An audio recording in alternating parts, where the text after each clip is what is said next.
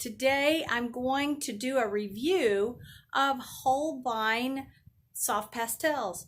I bought them way back in June at iApps and had planned on reviewing them, and finally decided it's time today to review those Holbein pastels. So I wanted to, and I watched a demo of one pastel artist who uses them almost exclusively, and she gets beautiful results. So I wanted to try them out. I still feel like an amateur, and so maybe later on I would feel like I have different results with these pastels, but I want to share with you those. My name is Esther Jones, Esther L. Jones, and I also go by the Merry Artist. Welcome to my channel, and let's dig into this and see about these Holbein pastels. I'm going to show them to you. I've already broken them in half and been using them, so they're not clean and pristine because I wanted to give them a good trial before I shared them with you. All right, there they are, and I'm getting a weird reflection, so I don't know if you're seeing that as well. This is the set of 48, and I picked it because I felt like it had a really great range of both, of all the colors. And I will talk more about how I feel about this range of colors as we go on. I have a piece of UArt pinned up here, and I'm going to try to recreate a piece that I have done with these Holbein pastels, and as I do, I'm going to talk about how that they work and what I think about them. So let's get started. The piece that I'm going to be doing is some beautiful pink sage flowers that come out right after the rain. We had some good rain earlier in the summer, and a big yucca standing straight up, and then some beautiful clouds back here. So let's get started. I'm going to block in the sage with as dark a pastel as I can here, and maybe a couple colors of it. So I'm using this is a blue, this is a more of a black actually, and this is another kind of blue, and I'm going to put some purple in there too. I mean, after all, these are pink sage flowers. So, and that is in this area. Start out with the black.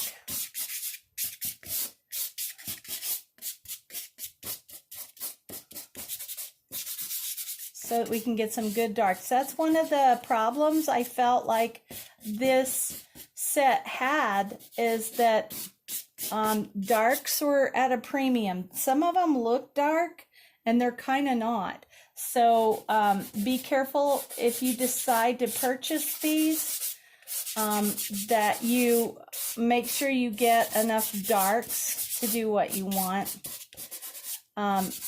Now, one of the things that you need to know about these Holbeins is that even though they're called a soft pastel, they're on the harder side. I wouldn't say that they are like as hard as, say, new pastels, but they are on the harder side. Now, that's a good thing in many ways, because if I drop these, they're not going to shatter on the floor.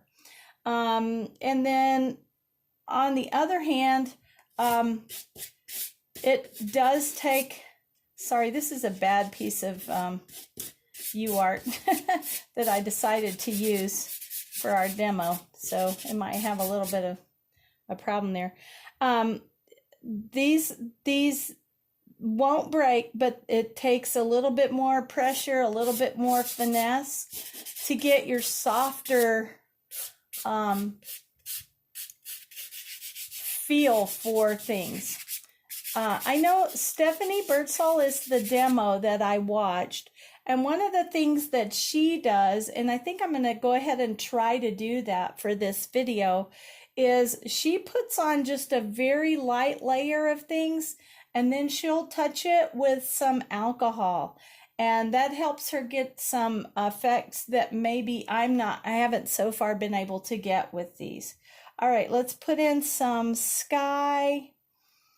and some distant fields. Here's our distant fields here.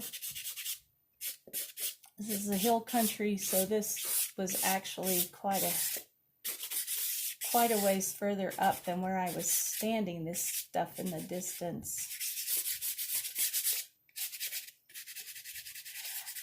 I wish you could see how dusty this is already down here. Now, I've been working on another painting just a few minutes ago, but you can tell with the black and stuff, I'm losing a lot of pastel down here. So I'm just wondering if perhaps I'm going to pull in some warmer and brighter greens in this more foreground grass. It's still not super bright.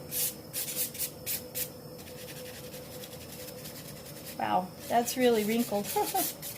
I'll have to work around that just for the demo.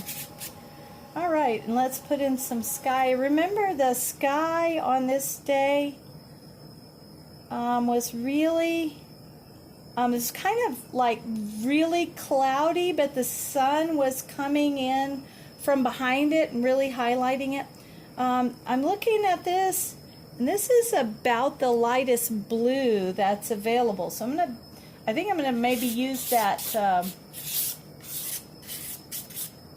that alcohol wash particularly on the sky. I'm gonna put it in really light, and then go get a brush and some alcohol, which I failed to pull over here.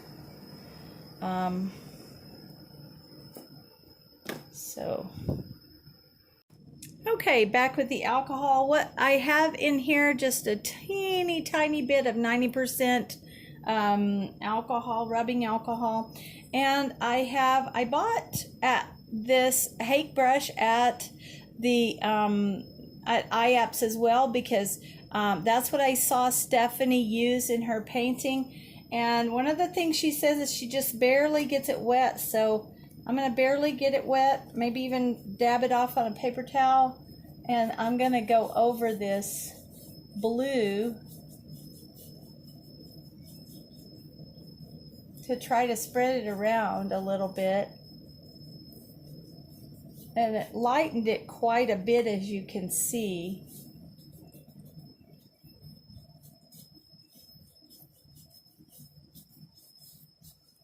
And it didn't spread it very much, but that's okay. I think I can use those lighter areas to bring in those rather wondrous clouds that were up that day. Let's see what happens if I bring the alcohol in on this distant. It's really brushing off a lot of the pastel, like a lot of it. And I'm not really partial to that idea. A lot of it's coming off on the brush. This is one technique that I had not tried before I decided to review them. So now you're seeing the raw deal here. I don't really mind the lines that are coming in, because that's just giving me a little bit of a, form to my painting that I don't have to think up. But I'm not, okay, so I don't like the light thing. What happens if I really soak that brush with some alcohol? Do I get a better effect? Oops, oops, oops, oops, oops.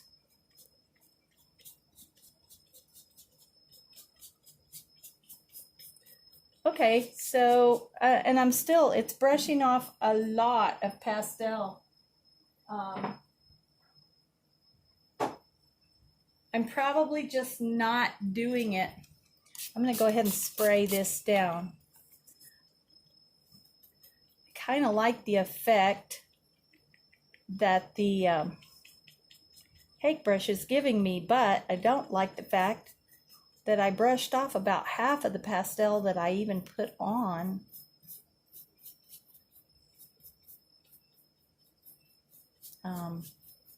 Yeah, I don't like that. I can see where doing that though really kind of gives you a really cool effect, as far as the way the pastel adheres to the paper. It's not all super even, and it's not real drippy either, which is a good thing. Okay, so we're 90% alcohol, dries pretty fast. So I'm going to go in here with, there's only one white, which is fine. I don't usually use white for clouds, but the lights are not as light. Maybe I might pull in this color. I do have some nice grays. It has a few nice grays. And there's a super bright yellow, which I might use very lightly. So let's see, I'm going to go with the gray first, because these were storm clouds that were just clearing kind of after a storm. So I'm going to pull in some of this gray. They were all everywhere, okay, and my little round parts are going to get smaller here in the distance. There's a line of trees back here too that I'll be adding in, so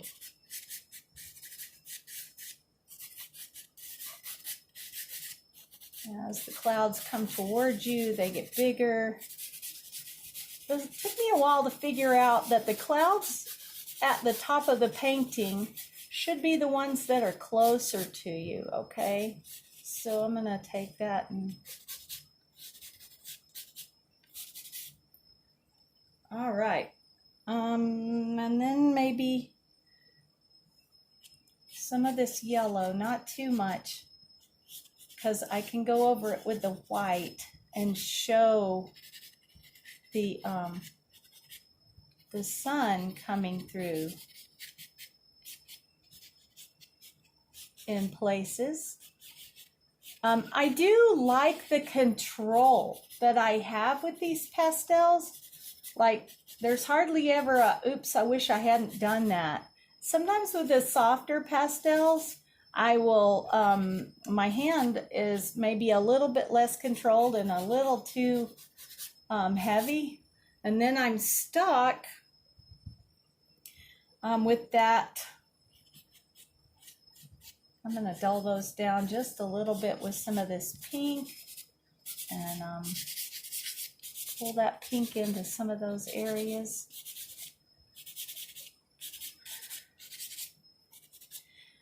I will say that this is a bigger painting than I've done with them so far. I tried it out on some smaller paintings at first, and I didn't, even though I like the control that I have with them on this bigger painting, I did not like the, I couldn't get a nice look on the mini paintings. These were like 2.5 by 3.5 pieces. I think I did one that was maybe 6 by 8, or maybe not even that big.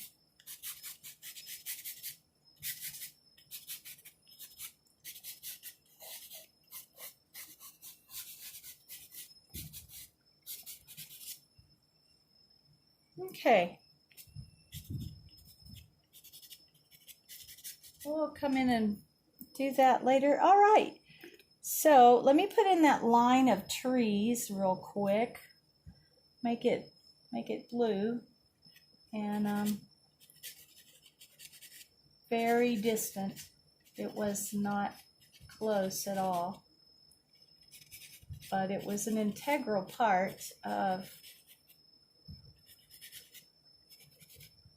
the way that the, let's see, let's put some, yeah, the way that the sky looked.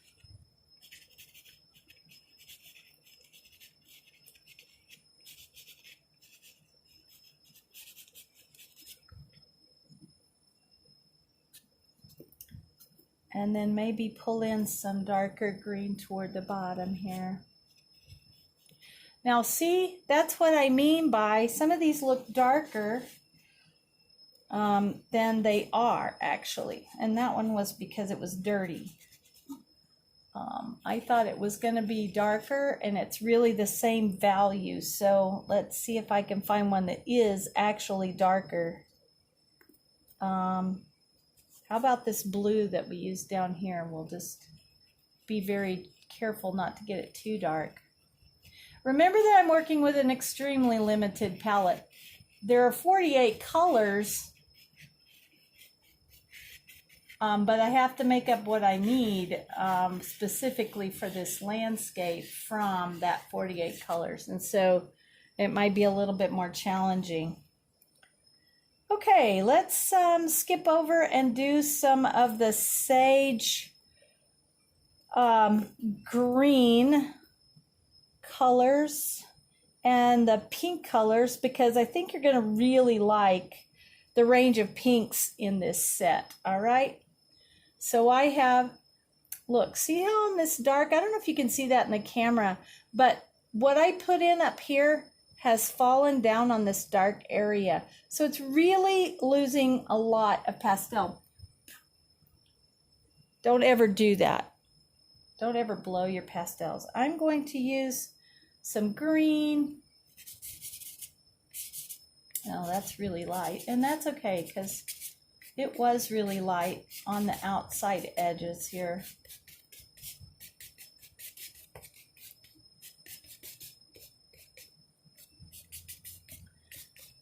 And the yucca was also kind of light, so I might put a little bit of it in here using this, and then I'll,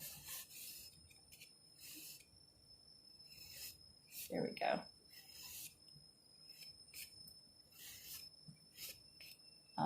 We'll come in with some more form for that later. That way I won't forget it's there.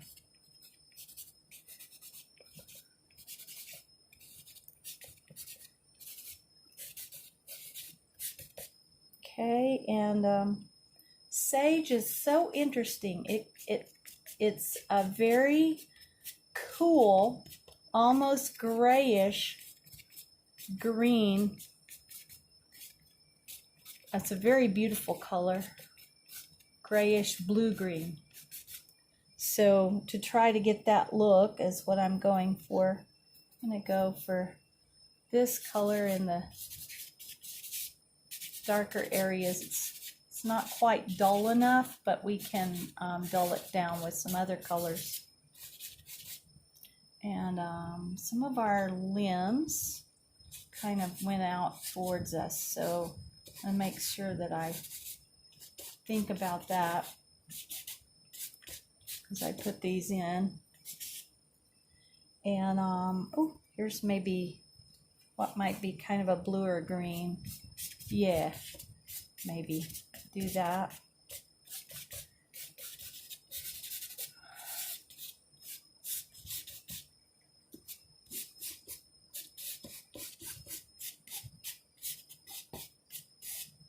And these limbs, because they're closer to us, they need to be bigger. Huh? Yep. Okay. All right, I want to show you the range of pinks and reds and purples that I'll be using. There's just a ton of them in this set. So if you get this set and you're looking for these sorts of colors, you'll be happy with them. I think there's like more of these and greens than there are anything else. There's some nice browns. Blues, I think, is where it's weakest. So, and the sun was kind of coming from this direction through the clouds. So we're going to make sure that everything on this side is lighter and things on this side are like darker. So if you know anything about sage, the flowers are sort of in a rounded spike, almost like lilacs, but standing up. So that's the effect I'm trying to get here. And you can see here on top of this green, there, it's the green and the other stuff is taking up so much tooth that I'm not getting all the detail, the flowery sort of detail that I was hoping to get. Up here it's a little bit lighter, so it's better. So even though there's kind of a harder soft pastel, maybe they still kind of fill up the tooth. Now these are going to be harder because they have to be more like a circle because they're pointing toward us, right? Yeah. And I'm putting in this base color, and then I will add other colors to make this more realistic as we go. All right. Here's a different one. It is darker and warmer, so I'm going to put it more over here on the shadowed side. And towards the back of these, so they look like you're looking at the backs of them.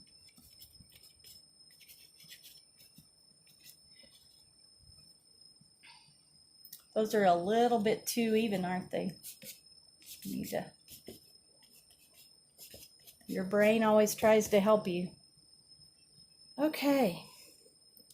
I have this very light pink, and I also have this, did we use this before? Yes, we used it in the clouds, which will help me warm up these over here on the outside. So I'm going to start with this pink right here.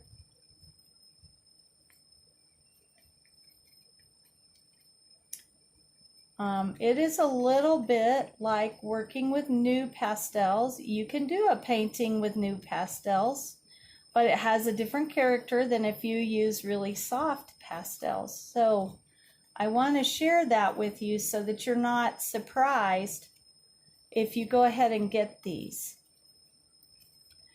For the way I work, honestly, these Holbeins probably aren't the best option. Now I'm happy to have them, and they're all mixed in with my other pastels now. But if I had the chance to buy them again, I probably would spend my money on something else. That's just for me. Remember that pastels are very individual, and the way that you work has a lot to do with how whether or not you like a pastel, a type of brand of pastel. So don't just say, oh well, Esther said they were bad, so I'm not going to get them. Don't do that. Get you one or two, or find somebody to borrow some from, and try them out, because you might find that you like them better than you thought. So, but for the way I work, they're going to be useful in specific situations, okay? Not for a full painting at all, and not for, definitely not for my minis. I won't be using them for my minis. Even though it seems like I have a lot of control here, I just don't feel like they come across as well with the tiny paintings. Okay, so I'm going to go ahead and stop right there.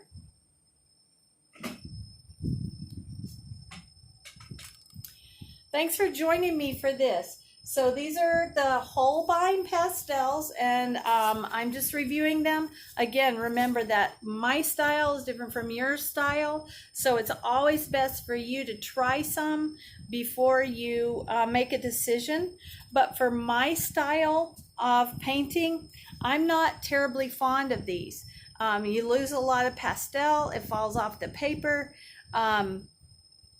They don't have, even though you have a lot of control like you would with a harder pastel, You just don't get the same effect with these as you do with soft pastels or even with new pastels.